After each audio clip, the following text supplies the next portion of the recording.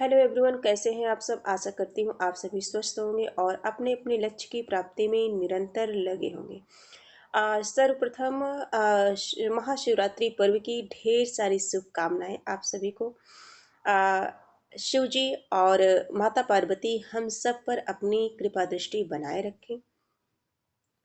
और जैसा कि हम सभी हिंदी साहित्य से संबंधित प्रश्नों को सॉल्व करते हैं और ये प्रश्न यूपी टीजीटी पीजीटी बिहार शिक्षक भर्ती TRE 4.0 UP TET UGC NET JRF यानी कि हिंदी से संबंधित जितनी भी परीक्षाएं हैं उन सभी के लिए बहुत ही महत्वपूर्ण प्रश्न है ये। और जितने भी प्रश्न हैं ये जो है किसी न किसी परीक्षा में आए हुए प्रश्न है ये। तो इस जो है क्रम में आज की क्लास में हम सभी प्रश्न संख्या 21 से देखेंगे।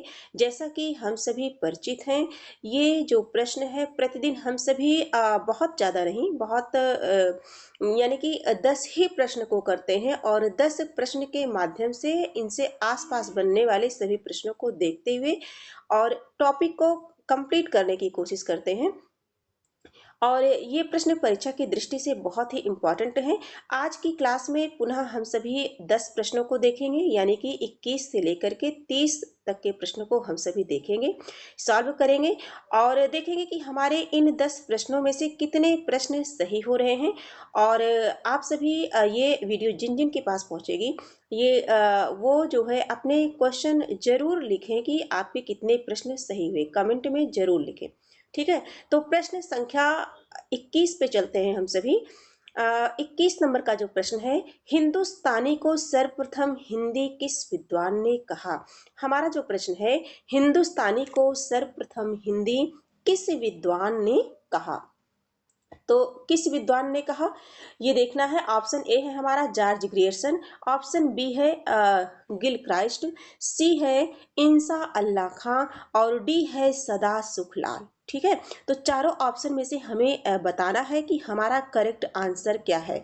प्रश्न को मैं पुनः पढ़ना चाहूंगी, बहुत स्पीड में नहीं, बहुत ज्यादा प्रश्नों की संख्या को नहीं बढ़ाना है, बल्कि हम जो भी प्रश्न करें उन प्रश्नों को अच्छे से हमें याद हो जाना चाहिए। कहने का मतलब दोबारा अगर वो किसी भी परीक्षा में प्रश्न बने तो वो मुझसे गलत ना हो, इसकी जो है हमें इसका ध्यान अवश्य रखना है। ठीक है, तो हिंदुस्तानी को सर्वप्रथम हिंदी किस विद्वान ने कहा।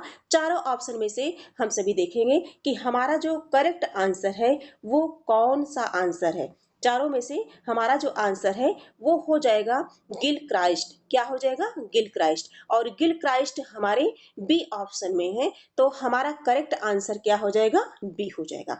आगे हम बढ़ते हैं, जो हमारा अगला प्रश्न है शायद आप सभी भी गेस कर पा रहे होंगे कि आंसर क्या होगा। अगले प्रश्न पर चलते हैं।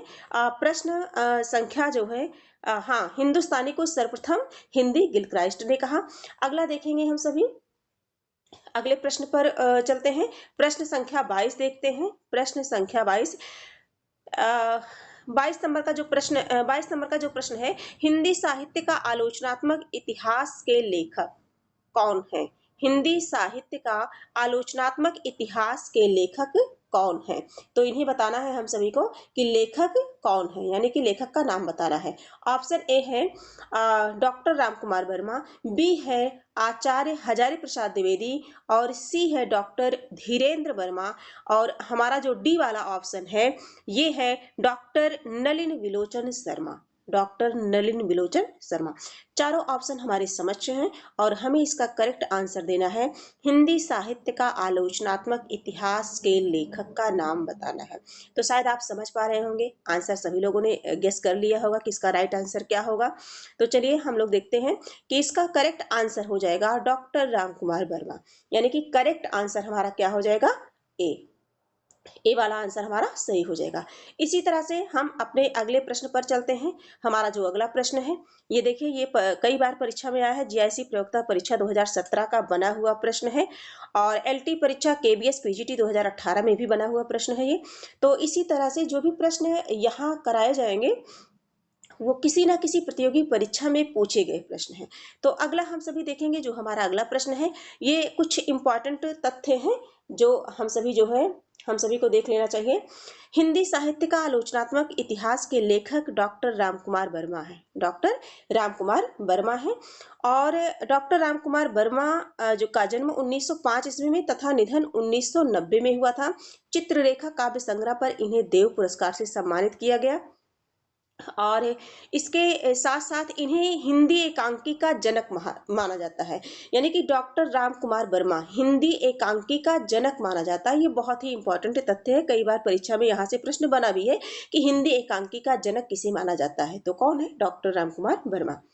ठीक है। और सन 1963 ईस्वी में इन्हें जो है पद्म भूषण की उपाधि से भी सम्मानित किया गया। तो इस तरह से इनसे संबंधित जो भी इंपॉर्टेंट तथ्य थे वो हम लोगों ने देखे। अब आगे हम सभी देखेंगे जो हमारा अगला प्रश्न है। प्रश्न संख्या 23 देखेंगे। मैं इस्लाम के महत्व को भूल नहीं रहा हूँ। मैं इस्लाम के महत्व को भूल नहीं रहा हूँ, लेकिन जोर देकर कहना चाहता हूँ कि अगर इस्लाम ना आया होता तो भी साहित्य का वारा आना वैसा ही होता जैसा आज है। ठीक है। ये बहुत ही चर्चित इम्पॉर्टेंट तथ्य है ये। तो शायद आप समझ गए होंगे, इसका आंसर कहते ही समझ गए होंगे, है ना। लेकिन देखते हैं हम सभी, हिंदी के भक्ति आंदोलन के संदर्भ में यह कथन किसका है? तो ऑप्शन है आचार्य रामचंद्र शुक्ल, बी है आचार्य हजारी प्रसाद द्विवेदी, बी है आचार्य हजारी प्रसाद द्विवेदी, और सी है हमारा ऑप्शन डॉक्टर राम कुमार वर्मा, और डी है डॉक्टर नगेंद्र, है ना। ये जो है द्विवेदी है।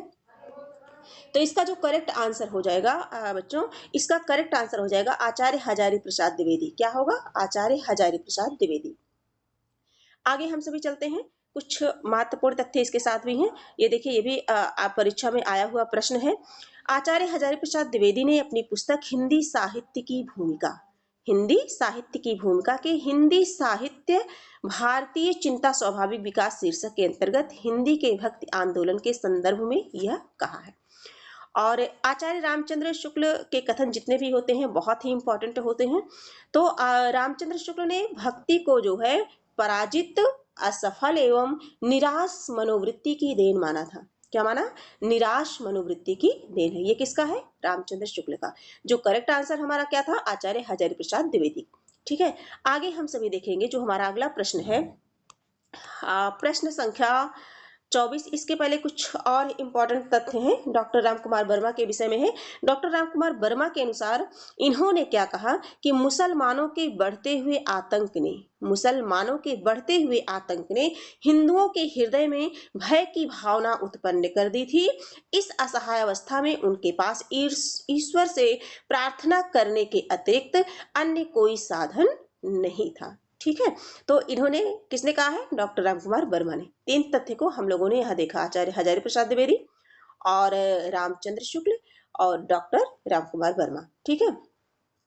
अगला प्रश्न है, प्रश्न संख्या 24 है, रीति काल को सर्वप्रथम श्रृंगार काल नाम रखने का सुझाव किसने दिया? रीति काल को सर्वप्रथम श्रृंगार काल नाम रखने का सुझाव किसने दिया? ऑप्शन है हमारा आचार्य रामचंद्र शुक्ल, बी है आचार्य विश्वनाथ प्रसाद मिश्र, सी है आचार्य हजारी प्रसाद द्विवेदी, डी है डॉक्टर राम कुमार वर्मा। ठीक है। रीति काल को सर्वप्रथम श्रृंगार काल नाम रखने का सुझाव किसने दिया? शायद आप सभी भी आंसर गेस कर पा रहे होंगे कि इसका करेक्ट आंसर क्या होगा। तो इसका जो करेक्ट आंसर होगा वो होगा आचार्य विश्वनाथ प्रसाद मिश्र। क्या होगा? आचार्य विश्वनाथ प्रसाद मिश्र। इन्होंने सुझाव दिया था।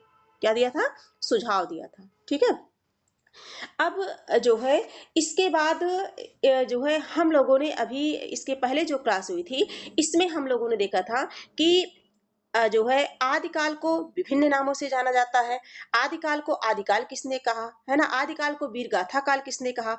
तो ये सारी चीजें हम लोग पहले पढ़ चुके हैं और अगली क्लास आप जा करके देख सकते हैं, पिछली क्लास में, है ना। और ये नामकरण, साहित्य इतिहास ग्रंथ नामकरण और काल विभाजन पे प्रश्नोत्तरी ये चल रही है और ये टॉपिक परीक्षा की दृष्टि से बहुत ही महत्वपूर्ण है। यहाँ से प्रश्न बनते ही बनते हैं। ठीक है। आगे हम सभी देखेंगे जो हमारा अगला प्रश्न है।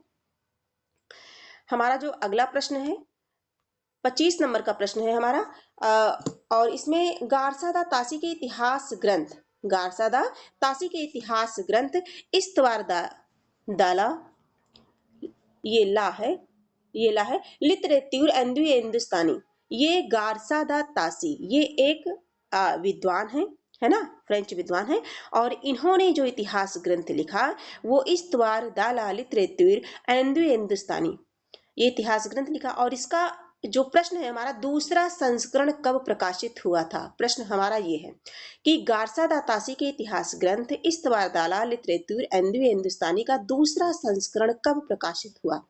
ऑप्शन है 1848, बी ऑप्शन है, इसे हम बी बना लेंगे, बी ऑप्शन है 1871, सी ऑप्शन है 1868 और डी ऑप्शन है 1888। इसमें दूसरे संस्करण की बात हो रही है कि दूसरा संस्करण कब जो है प्रकाशित हुआ। तो 25 नंबर का जो प्रश्न है हमारा, वो उसका करेक्ट आंसर हो जाएगा 1871। क्या हुआ? 1871। और ये इंपॉर्टेंट क्वेश्चन है और इससे जो है एग्जाम में प्रश्न आते हैं, तो कुछ तथ्यों को हम लोग यहाँ देख लेंगे।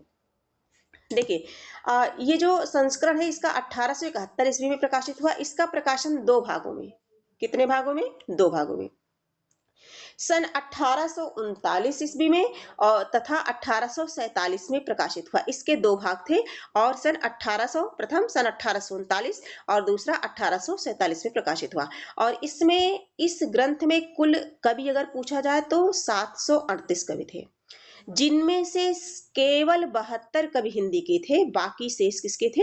उर्दू के थे। हम किसकी बात कर रहे हैं? गारसादा तासी के इतिहास ग्रंथ की बात कर रहे हैं। और गारसादा तासी के इतिहास ग्रंथ का नाम क्या है? इस्तवार दाला लिटरेच्यूर एंडुए हिंदुस्तानी। क्वेश्चन हमारा क्या था कि इसका दूसरा संस्करण कब प्रकाशित हुआ? तो ये 1871 में हुआ। ठीक है, इसके 2 भाग थे, प्रथम भाग 1839 और द्वितीय भाग 1847 ईस्वी में प्रकाशित हुआ। टोटल कवि की अगर बात करें तो 738 कवि। और हिंदी की बात करें कि हिंदी के कितने कवि थे, तो 72 यानी कि 72 थे। बाकी जितने भी बचते हैं वो किसके हैं? वो उर्दू के हैं। ठीक है, ये इतने तथ्य कंप्लीट हो गए। हिंदी साहित्य के इतिहास लेखन का सबसे पहला प्रयास किसने किया? यहाँ से प्रश्न बनता है, कई बार बना भी है, कि फ्रेंच विद्वान गारसादा तासी ने किया। किसने किया? फ्रेंच विद्वान गारसादा तासी ने किया। गारसादा तासी ये सा है, गारसादा तासी ने अपनी पुस्तक की रचना किस भाषा में की? यहाँ से भी प्रश्न बन सकता है, तो फ्रेंच भाषा में की। किस भाषा में की? फ्रेंच भाषा में की। ठीक है। डॉक्टर लक्ष्मी सागर वार्ष्णेय ने तासी के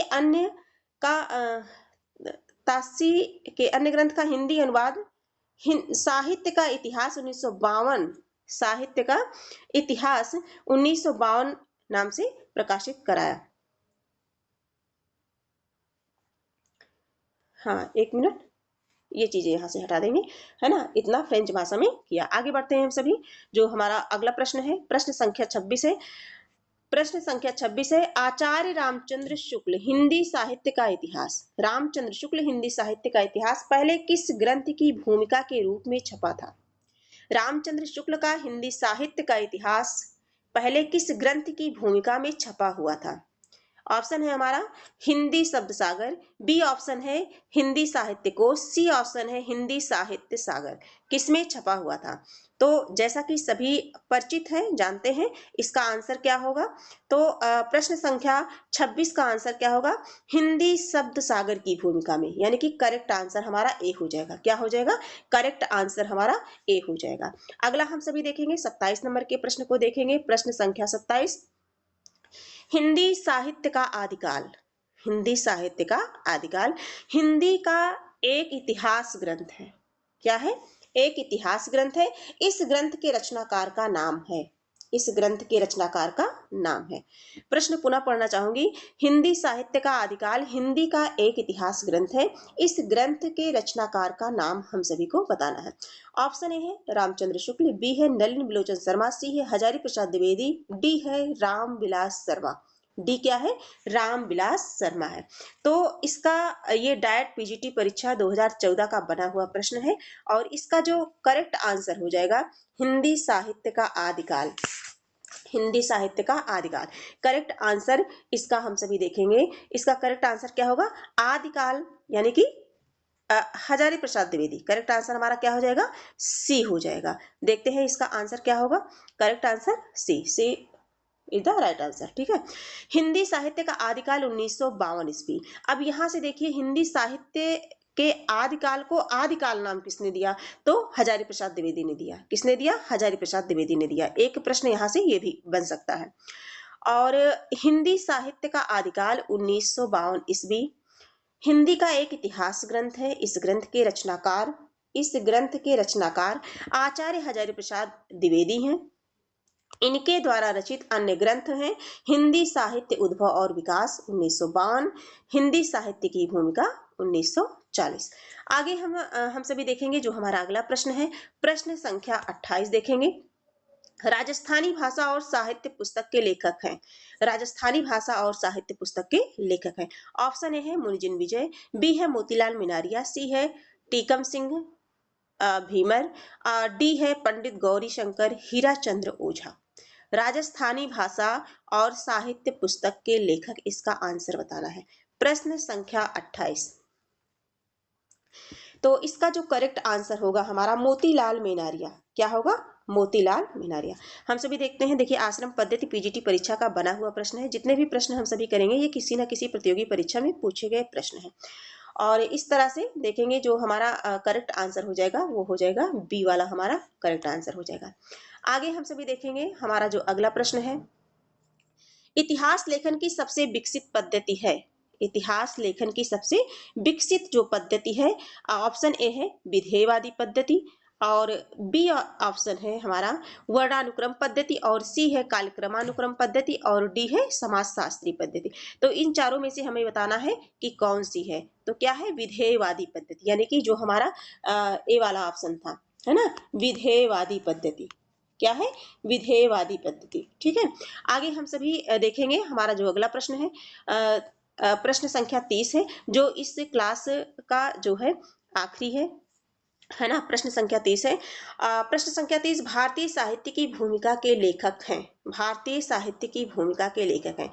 ऑप्शन ए है दूधनाथ सिंह, बी है रामदास मिश्रा, सी है रामविलास शर्मा, डी है उपयुक्त में से कोई नहीं। ठीक है। भारतीय साहित्य की भूमिका, शायद आंसर आप सभी गेस कर पा रहे होंगे कि इसका करेक्ट आंसर क्या होगा। तो भारतीय साहित्य की भूमिका के जो लेखक हैं वो हैं डॉक्टर रामविलास शर्मा। कौन है? रामविलास शर्मा। कौन? रामविलास शर्मा हमारे सी ऑप्शन में है। तो हमारा करेक्ट आंसर क्या हो जाएगा? सी हो जाएगा। तो इस तरह से हम लोगों ने आज की क्लास में कितने प्रश्नों को देखा? 21 से लेकर के हम लोगों ने देखा 30 प्रश्नों को। 30 तक देखा, यानी कि टोटल हम लोगों ने 10 प्रश्न को देखा। 20 से लेकर के 30 तक, 20 से लेकर के 30 तक, यानी कि 10 प्रश्नों को हम लोगों ने देखा। और इसके पहले भी 2 क्लास हो चुकी है, जिनमें आदिकाल साहित्य इतिहास ग्रंथ नामकरण और काल विभाजन से प्रश्न है।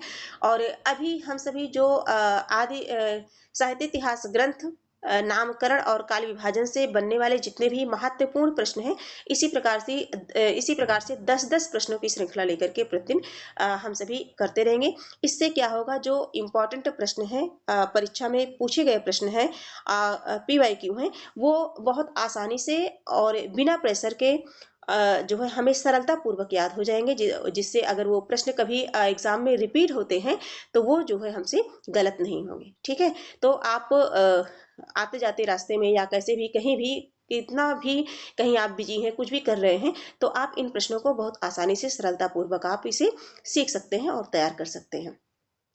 आज की क्लास में इतना ही। फिर मैं मिलूंगी एक नए प्रश्नों के साथ मिलूंगी। तब तक के लिए धन्यवाद।